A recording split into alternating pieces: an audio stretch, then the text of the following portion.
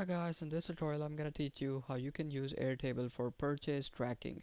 It is very simple. There is a template in Airtable that you can use for purchasing tracking, and in order to access that template you have to go to your workspace, and here you have to select templates and you have to search for purchase, and you get this template that says purchase process. You have to click it and then you have to click try this template and then press create.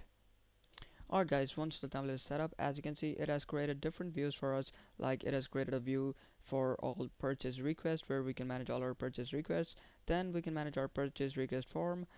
We get basically a form. Then we can manage our reviews here, and we can also manage our workflow, payments due dates. We can manage by urgency, by departments. So in all purchase requests we get this view where we can manage our data, manage our purchases, and then in the workflow view, let's see what we've got. Alright guys, in the workflow section you can manage all of your purchases that need reviews. You can add them here.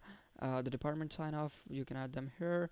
The approval ones, you can add them here, and the approved ones, the RFAQ, I don't know what that is, but since you are working with this, so yes, so best code selected ones, purchased ones, payment sent ones, completed ones, and you can add new stack as well.